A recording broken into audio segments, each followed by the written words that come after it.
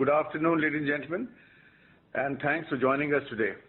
My best wishes for the new year. I wish 2021 brings in prosperity and good health for everybody. The global pandemic has reached a crucial phase where several vaccines have been developed by leading players across the world, and many of them are gaining approvals everywhere. India too has approved various vaccines, and accordingly, inoculations have started. We wish this brings hope and business momentum gets fully restored for the broader economy. Overall, we have witnessed a steep decline in the number of new COVID cases across the country and a sharp improvement in recoveries. In line with this, we have seen our business make further progress in returning to normalcy, and our non-COVID business has seen a sharp recovery. While COVID tests continue to be significant contributor to our performance, we are making further inroads to grow our non-COVID business through menu expansion, deeper penetration in existing markets, and selective inorganic acquisitions in newer markets. I believe this is working well for us, and we remain confident and realize our growth objectives. Time and again, we have ensured that as a leader, we constantly improve our processes to provide top quality diagnostics and seamless experience to customers. Our digital infrastructure is helping us to continuously innovate as well as simplify processes, thereby keeping costs in check and giving us an edge over our competitors. This pandemic has made people more aware of the importance of good health. With increase in spend on preventive tests, the diagnostic industry in India is ripe for growth, and organized players such as Dr. Lal PathLabs are very well placed to carve out substantial market shares for ourselves. Providing our patients with quality, timely, accessible and affordable diagnostic services by leveraging technology will continue to be our top priority, which will help to maintain our position as market leaders. With that, I would like to hand over the call to Dr. Om Manchanda to share his thoughts. Thank you very much. Thank you, Dr. Lal, and good afternoon, everyone. I take this opportunity to share my thoughts on the industry, our company initiatives, and how our strategy is evolving to steer our brand forward. The country is gradually returning to normalcy in many ways.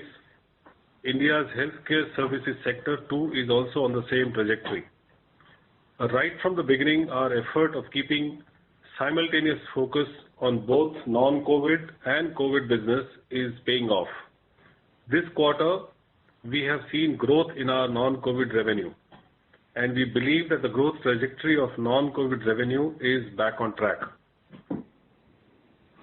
Despite series of price reductions of RT-PCR tests, we remain focused on optimizing cost structure and per test realization by way of managing revenue mix, thereby ensuring the sustainability of COVID testing. Early months of this quarter, that is quarter 3, October and November months experienced sharp rise in COVID testing. However, now we are seeing a declining trends, especially from December onwards, which is contributed by both lower realization per test as well as lower patient volumes. The current trend suggests that the contribution from COVID tests will continue to decline. Our efforts to broad-base revenue mix between various geography continue to yield results. Contribution from rest of India, that is ex-Delhi NCR, has gone up from 59% to 64% on YTD basis. We continue to strengthen the service delivery, especially in the area of home collection through our franchisee partners. We have concurrently augmented our online assets in order to enhance accessibility for patients. With an integrated technology backbone in place, we were in a position to manage consumer shifts from direct walk-ins to home collection and franchisee network.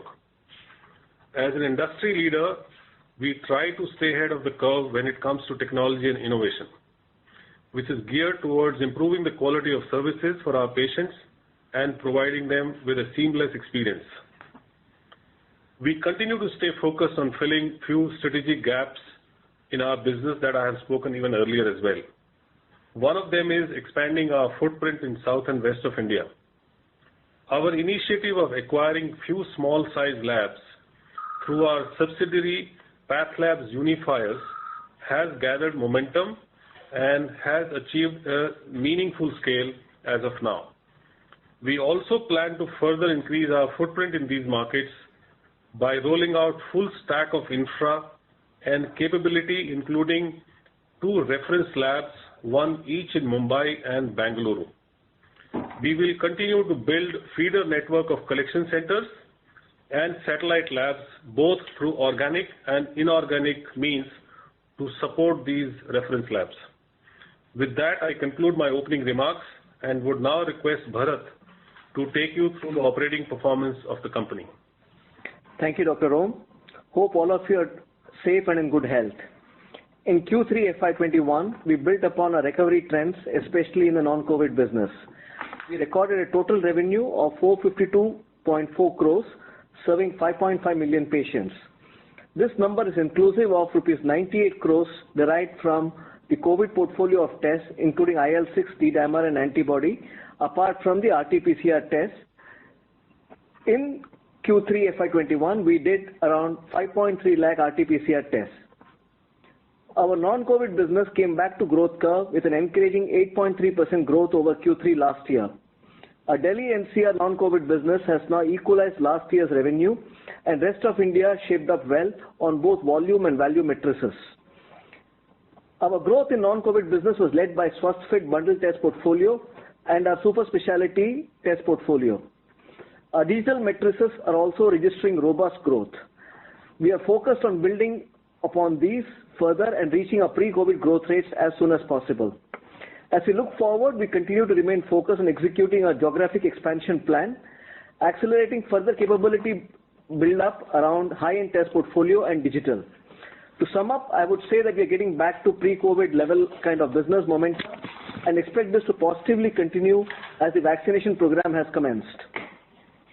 We, at our end, will remain committed to providing the best possible diagnostic service at affordable prices to all our patients in an efficient manner.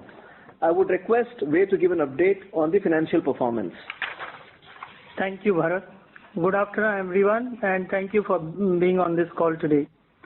I will now share with you some of the important financial highlights.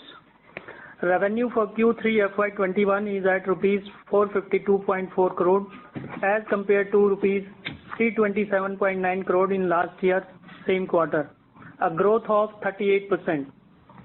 Revenue contribution from COVID RT-PCR, antibody and allied test in Q3 FY21 is at rupees 97.5 crore, which is 21.6% of total revenue of Q3. Revenue realization per patient for Q3 FY21 is higher at rupees 824 as against rupees 688 for Q3 FY20. The higher realization was aided mainly due to COVID contribution. Normalized EBITDA after eliminating the impact of stock-based compensation and CSR expense in Q3 FY21 stood at rupees 144.6 crore as compared to rupees 88.9 crore reported in Q3 FY20, a growth of 62.7%. PBT for Q3 FY21 is at rupees 128.9 crore as against rupees 73.4 crore in Q3 FY20, a growth of 75.6%. PAT for Q3 FY21 is at rupees 95.9 crore as against rupees 54.9 crore in Q3 FY20, a growth of 74.7%. Cash FD investment in mutual fund as at the end of Q3 FY21 is at rupees 932.6 crore. Basic EPS for Q3 FY21 is rupees 11.44 per share versus rupees 6.56 in the same quarter last year. I am pleased to share that the board of directors of the company have approved a second interim dividend of rupees 6 per equity share. This is in addition to earlier interim dividend of rupees 6, which has already been paid in last quarter this year. As disclosed on our last Q2 call, that company's wholly owned subsidiary, PathLab Unifier Private Limited, has acquired 100% business in Bindesh Diagnostic Laboratory, Jamnagar, and 70% stake in Chenray Laboratory Private Limited, Bengaluru. Both the deals have now been completed. That brings me to the conclusion of my opening remarks, and I would now request the moderator to open the forum for question and answer. Thank you very much. We will now begin the question and answer session. Anyone who wishes to ask a question may press star and 1 on their touchtone telephone. If you wish to remove yourself from the question queue, you may press star and 2. Participants are requested to use handsets while asking a question. Ladies and gentlemen, we will wait for a moment while the question queue assembles. A reminder to the participants, in order to ensure that the management is able to address questions from all participants, please limit your questions to 2 per participant. For any follow-up, we would request you to rejoin the queue, please. Thank you. The first question is from the line of Chandramouli Muthiah from Goldman Sachs. Please go ahead. Hi, good evening, and thank you for taking my question. My first question is on the non-COVID trajectory. So I think the non-COVID business seems to be up about 2 to 3% on a sequential basis, quarter on quarter. And if I back out what the non-COVID realizations are, those also seem to be sort of flat quarter on quarter. So just trying to understand your non-COVID volumes, is it fair to assume that they're up about 2 to 3% sequentially? Yeah, I just want to highlight one thing, that Q3 normally is the lowest quarter for us. If you look at earlier trends, Q3 always used to be lower than even Q2. So it's probably the first time we are seeing some sequential growth in Q3 over Q2. So that's one point. In terms of the numbers that you mentioned, are these numbers correct? Yeah. I think, yeah, these numbers are correct. Got it. That's helpful. And my second question is on home collection. So I'm just trying to understand from what you're seeing at your end in your physical locations, is there still some kind of aversion for patients coming to the physical location to give their samples? Is home collection still a large part of it? Was 9 to 10%, I think, of your total revenues last quarter. So just trying to understand what is home collections as a percentage of the total mix in the context that whether patients are still preferring home collections or they're happy to start coming back to the physical locations.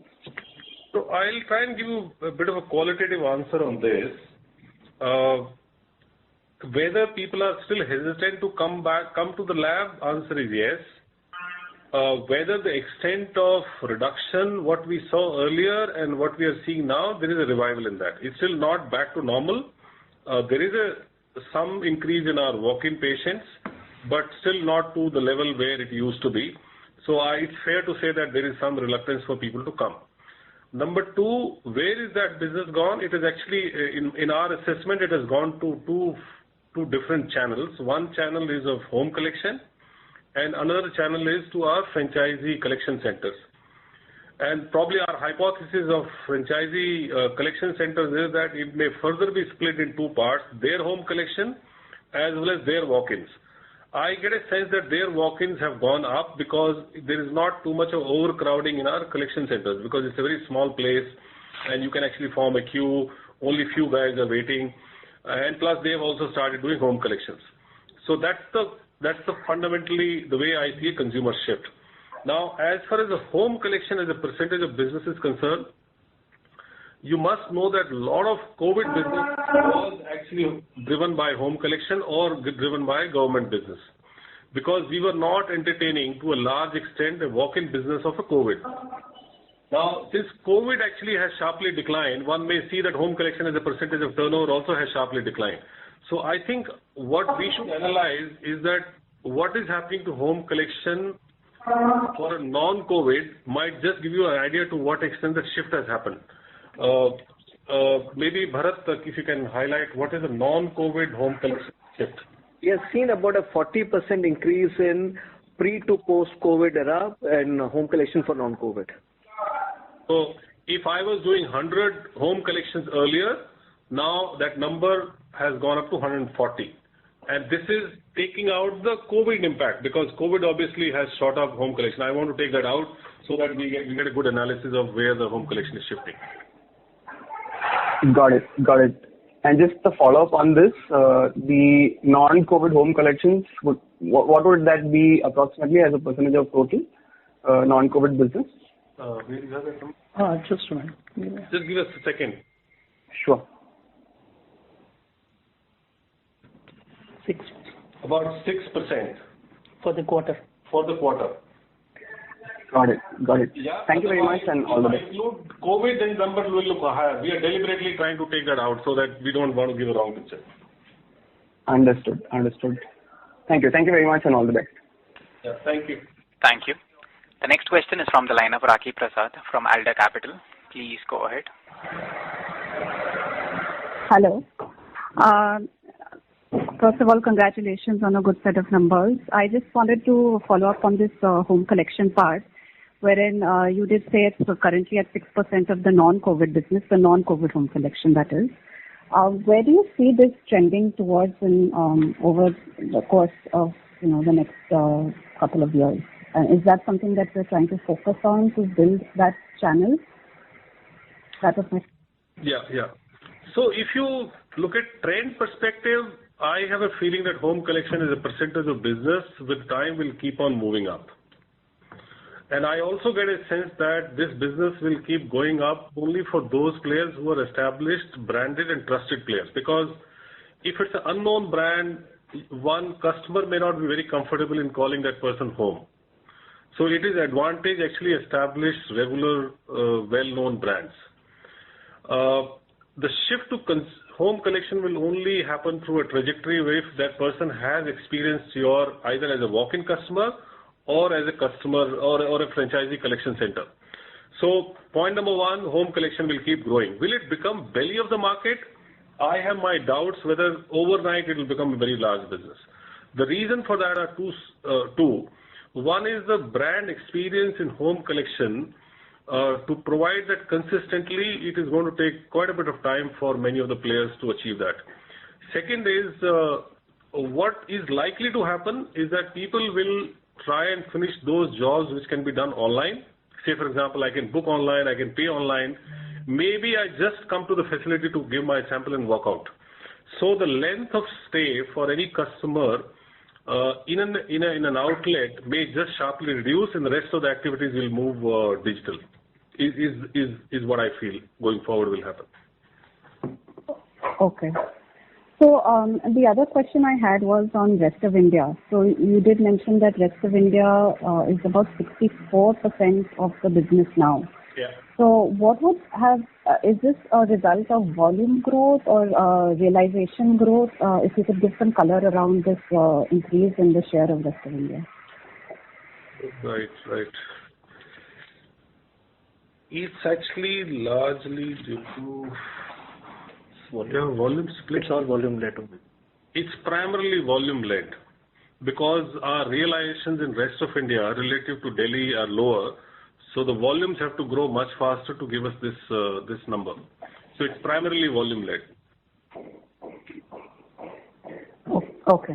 Okay. Thank you. Thank you. The next question is from the line of Rahul Agarwal from InCred. Please go ahead. Yeah, hi. Good evening and congratulations. Again, good set of results. Had two questions.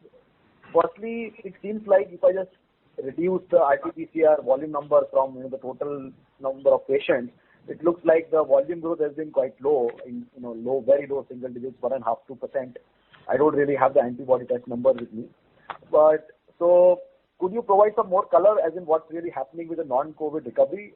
You mentioned in your remarks that it's quite sharp, but though my sense is it's more driven by realization, which is more driven by the allied COVID activities plus the higher share of home collection. So could you give some more understanding on how should one think about the non-COVID recovery in 4Q and going forward, please? Thank you. That's my first question. Actually, when I use the word sharp, I used it for a sharp decline of COVID rather than sharp recovery of non-COVID. I would say non-COVID has recovered. You are probably right. If you look at last 3 quarters trend, first quarter non-COVID business was down almost 30. Where is that number? This is 62%. Almost 38%, the first quarter. Then the second quarter, I think in the last call we had mentioned that it was down about 2%, but what we have done is that we have taken out allied tests from this calculation because we found that IL-6 and D-dimer are two tests where the trends are moving up, so it was not really the right comparison. So we have taken that out into COVID numbers. So our non-COVID business was down -5 in Q2. That business now is up by 8.3. And your observation is that the volumes are almost flat, right? For this quarter for non-COVID. That observation is right, but we hope to see that in Q4, the trend-wise, there is a recovery which is happening, and probably your inference is correct that it is more due to revenue per patient going up in Q3 for non-COVID. And I think it's also important for me to mention here is that this business is also moving a lot towards packages rather than single tests. So there are lots of these innovations that are happening around post-COVID packages, health checkups, etc., which have much higher realization. So you will see the value growth. My sense is value growth would always be a little higher than the volume growth going forward. Right, but it seems like the SwasthFit was a lower percentage to non-COVID, right? I mean, overall basis, quarter on quarter. Like second quarter it was 17, this quarter it was 13. Is that correct? So the 13 I think is calculated because we've included COVID base into the one. If you take out COVID out of the base, then it will still be 17. Oh, okay. That's why some of this COVID is actually altering these ratios, percentages. So one has to be careful when we compare these numbers. So if I take out COVID from the base, the contribution of SwasthFit to non-COVID is still 17%. Perfect, got it. And secondly, one question on the service network and clinical labs. What's really happening in terms of how's the progress on lab additions and service center additions in 9 months? Could you give some color qualitatively on how have you progressed on that? Obviously, first half was suffering because of lockdown, but how did the 3Q went and what's the plan for 4Q? Along with that, if you could just highlight the capex numbers will be helpful. Thank you. So I'll answer this question in two parts. I think one of the part is that it may not actually be visible to the outside world, but we have been through a very, very high level of operational stress in the last 9 months. One stress has been to manage this COVID load, which was primarily at home collection, and that too also dealing with a lot of anxious customers. So that was one stress at one level. Second stress was that as a company, a lot of our resources are deployed to cater to walk-in business, which suddenly shifted to either network or shifted to home collection. So, and the home collection customers is actually a very digitally savvy customer because they are expecting you to, the comparison is not with any other healthcare player, but comparison is with any other e-commerce companies from any other sector. It's not just healthcare. So I think operationally, a lot of us were very busy in setting that right, and I'm happy that despite those upheavals, we have actually been able to manage our business reasonably well. Second is, you asked about expansion. We also have seen that this whole COVID situation has benefited us organically in some markets. Normally we don't share region-wise split, but there are certain regions where we have seen much higher growth rates compared to what we used to see earlier. So I'm seeing that COVID has benefited in some markets for us where our market shares are not that high. So taking a cue from that trend, we have now decided to go a little more aggressive on organic in South and West. And we are going to open 2 central labs, one in Bangalore, one in Mumbai. And we want to build a feeder network of collection centers and few satellite labs in these markets, which might take another 5 to 6 months of time, and that is what our capital expenditure plan is going forward. Thank you. Just a smaller question. Ved, if you could help me just with the antibody revenues or realization or a volume number, please. Thank you. Okay. Just a minute. Let me. We have not given the split there? So we have given the split. We have given the split in the earnings PPT. Just a minute. So if you look at in the earning presentation, this time deliberately we have split RT-PCR, antibodies and IL-6 and D-dimer. COVID allied, yeah. So it is COVID allied. COVID includes both RT-PCR and Okay. antibody. Includes Yeah, if you could just split that, please. The COVID number. So I'll give separately. I don't have. No problem. We'll give that. Yeah. Okay, no problem. Thank you, sir. We'll give that. It's a little detailed stuff, but we have those numbers with us. Okay, thank you. Thank you. The next question is from the line of Nikhil Chaudhary from Chris PMS. Please go ahead. Yeah, good evening and congratulations on a good set of numbers. Sir, I just one question. Could you just split the home collection and the normal walk-in on the operational parameters, like how does the cost vary for us and sense on that they would be. You want to take this? I missed that. Okay. So, let me take a crack on this question. Home collection cost actually has one major impact compared to, let's say, a walk-in patient. A phlebotomist, when he's sitting in a lab on an 8-hour shift basis, he can collect, let's say, for example, 40 samples in a day. The same person in a home collection setting can only collect about 8 or 9, or average would be 8 patients. So you're talking about a productivity drop of roughly from 40 patients per day per person to about 8 patients per day per person. So to cater to the same customer number, I need to deploy at least 4 more phlebotomists. Now the challenge in that is not only just economics, but challenge also is of operational, because the brand experience that Phlebo can provide versus now a new Phlebo that I hire in home collection, actually your brand experience just drops. That is where the challenge lies. And since these are COVID times, a lot of our phlebotomists are also very hesitant to go to home collections, and then it becomes a little more challenging, and because we end up paying them more. So that is one cost that goes up when you shift from walk-in to a home collection. But there are a lot of savings also come in, because walk-in business has real estate cost. This does not have real estate cost. Walk-ins has a lot of these walk-in area, customer care counters, etc. This may not have it. But here the challenge is, because we are a legacy, a traditional brick and mortar setup, now in a transition to become a digital company. So we are now moving into those consumer apps. People are booking online, paying online, all that stuff. So there is a transition that is going on.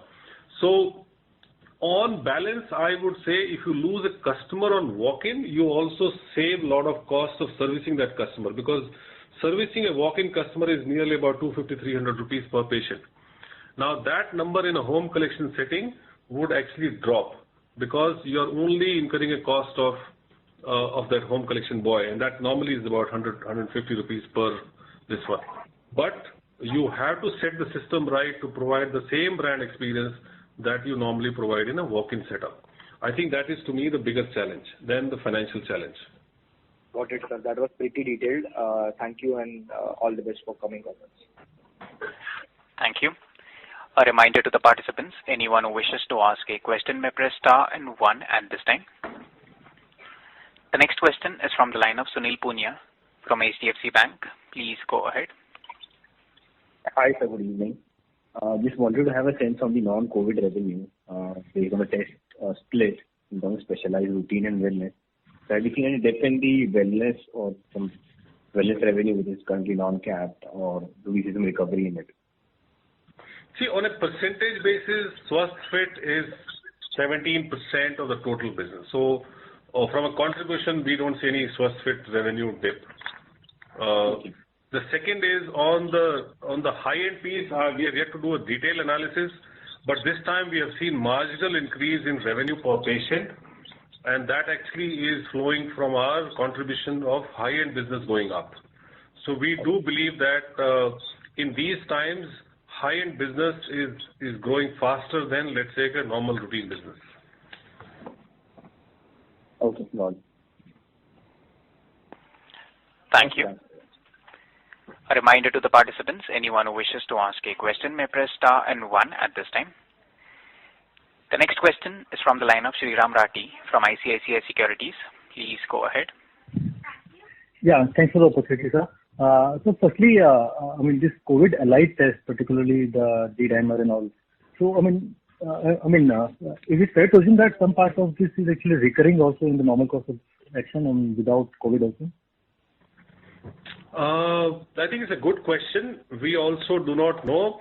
But if I were to pick up last 1 month trend, I do believe that as RT-PCR and other tests are dropping, so is IL-6 D-dimer as well. In fact, when we saw that dipping trend, we decided to split it and show it separately.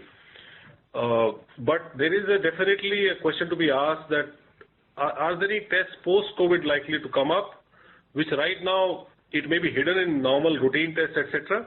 But definitely IL-6 and D-dimer, my senses will also follow the same trajectory as RT-PCR. A decline may not be that sharp, but definitely is going to decline as well. Okay, got it.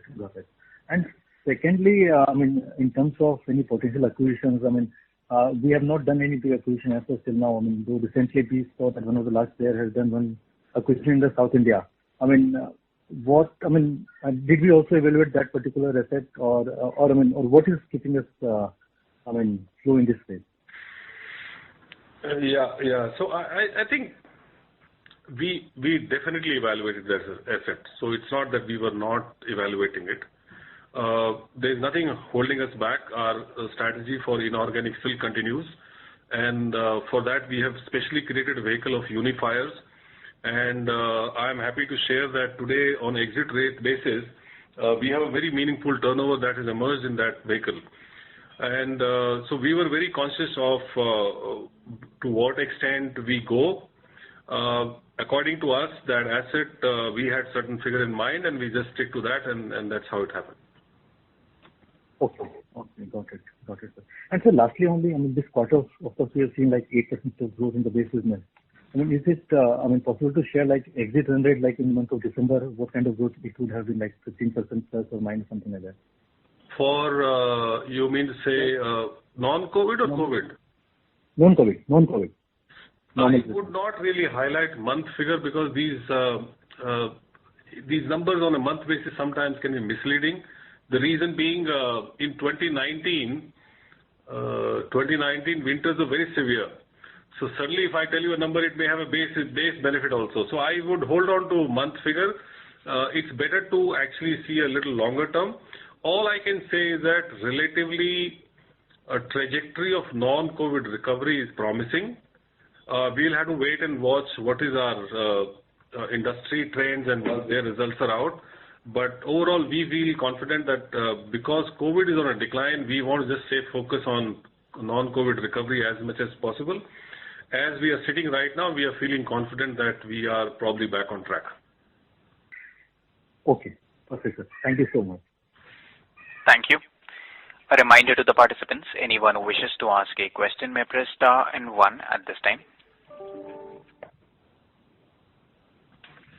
The next question is from the line of Bhagwan Chaudhary from Sunidhi Securities. Please go ahead. Yeah, thanks for the opportunity, sir. So when you say there is a sharp decline in COVID testing, so can you quantify that at 50%, 60%, how much is down? I think it's about, if it was 100, now it's almost 40. Okay, and how do you see that? That decline I'm seeing actually on a weekly basis also, so that's why it may be even low. But I think it's about 1/3 of the business, what it used to be at peak level. And do you think so that some portion of it is going to stay for the next year, given that many reports are suggesting that COVID is going to stay? This is Dr. Lal here. Bhagwan, I can tell you that many senior doctors in India have predicted that there can be a resurgence of COVID, any time around February and March. And that is one of the reasons that they are saying that please do not throw caution to the winds.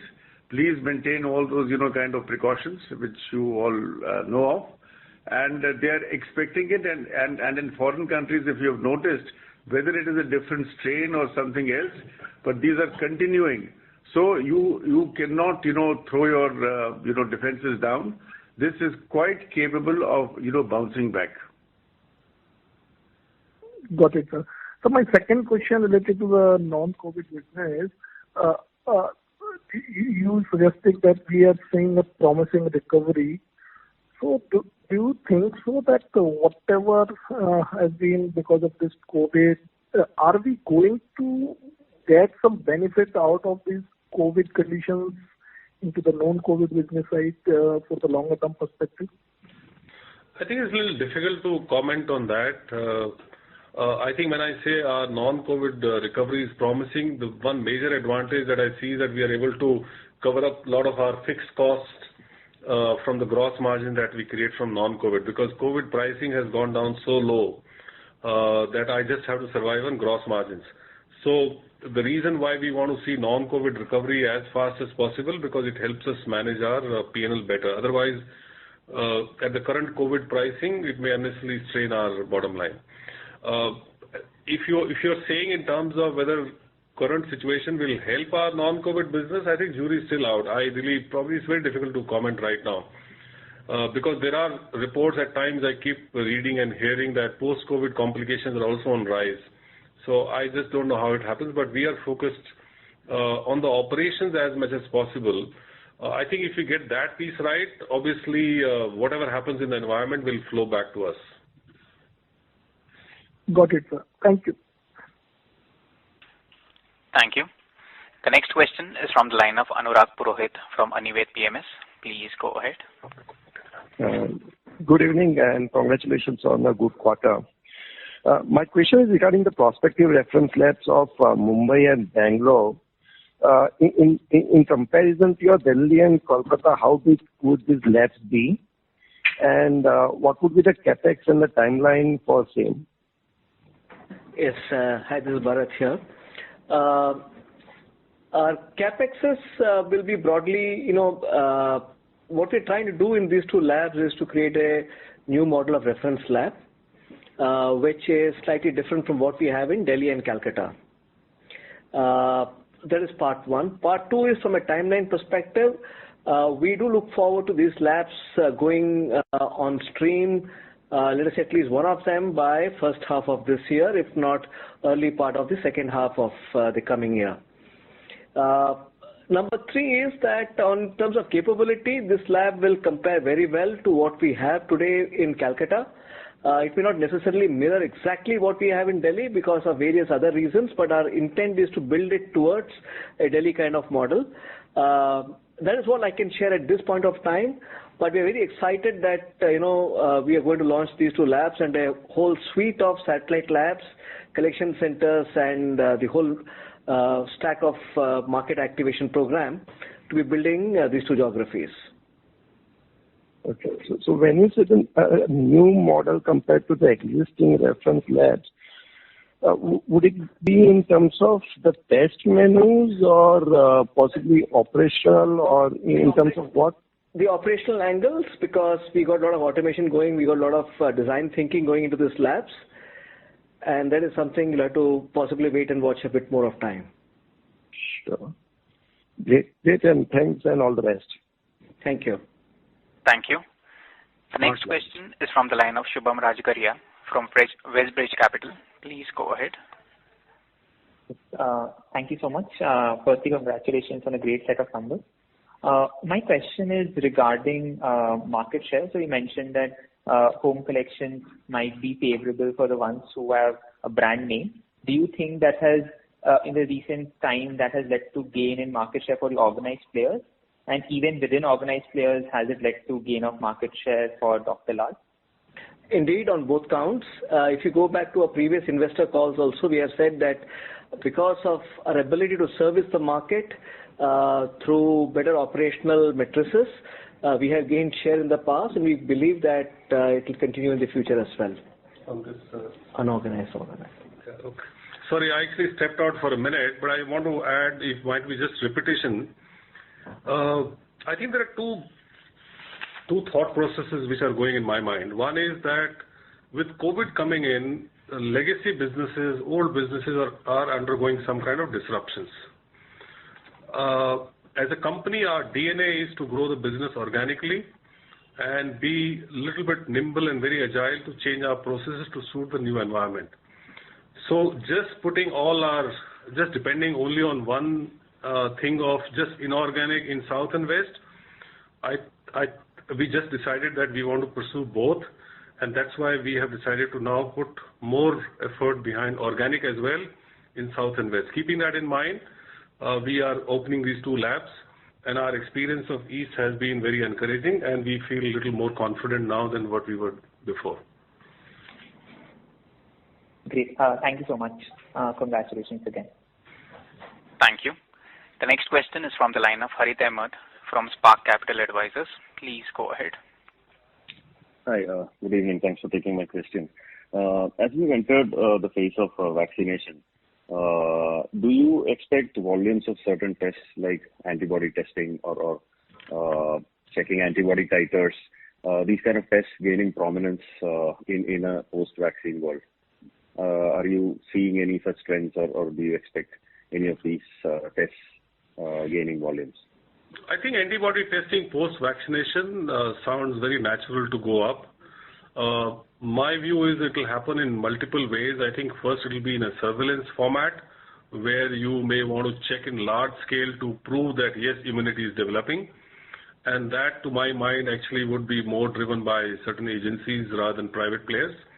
There could be individual patients like you and me curious to know whether I have built antibodies or not. To that extent, I presume it should go up. It also will go up if you and I want to go for a health checkup. If somebody is saying, okay, antibody test, because the same sample which is actually going to do your health checkup, and you might as well say, just do this antibody also for me.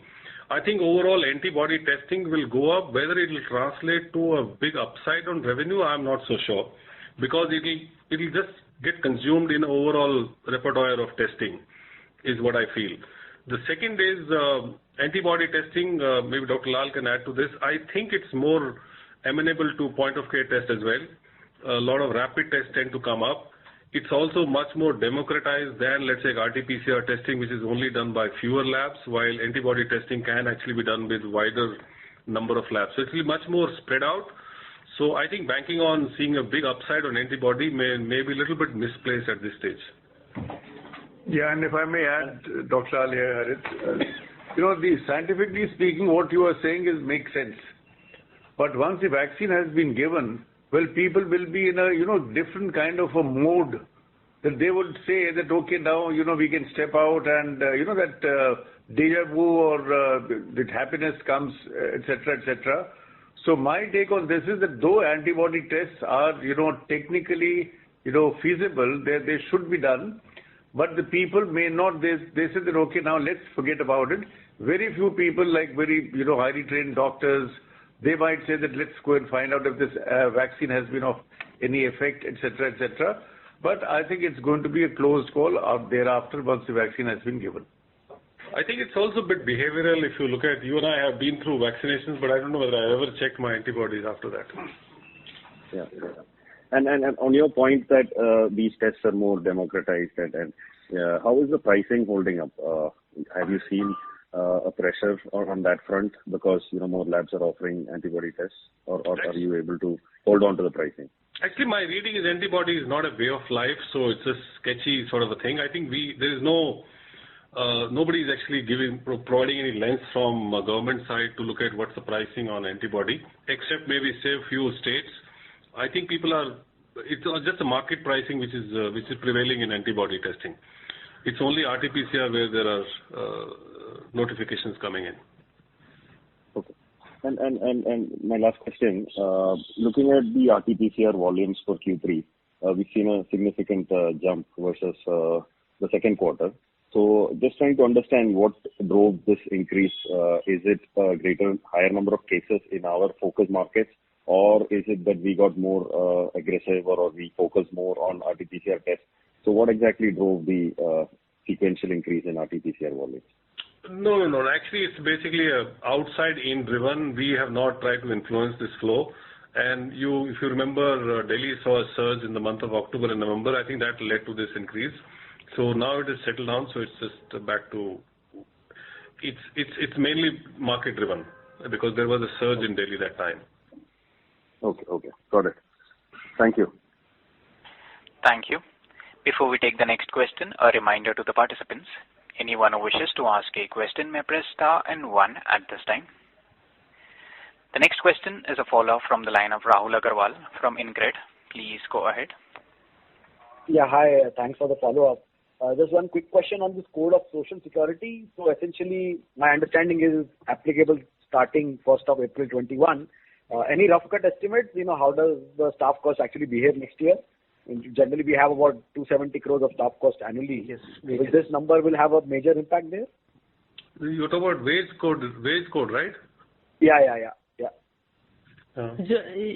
So Rahul, though these rules are there now in place, we are in the process of evaluating what will be the impact, but certainly there will be impact, and this is not for us, everybody, because there are some dramatic changes in the definition of wages, particularly in terms of gratuity or leave, and some PF kind of impact will come. But we are in the process of evaluating this. But could it be like a major impact, like 10-15% incremental to normal increments you give? Actually, we don't know, honestly speaking, because there is a one-time impact which will come and there's also recurring impact. I don't think we are fully prepared to give you a number, but all we can say that there will be impact, which is not only for us as a company, but entire system, right? Yeah. All right. Thank you so much. All the best. Thank you. A reminder to the participants, anyone who wishes to ask a question may press star and 1 at this time.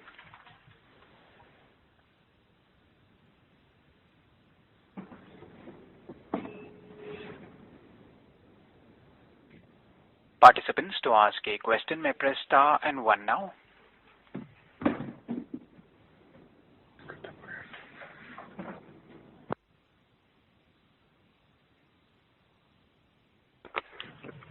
Ladies and gentlemen, as there are no further questions, I now hand the conference over to the management for closing comments. Thank you everyone for being with us on this call today. I wish everyone stay safe and healthy. Now I would request the moderator to close the call. Thank you very much.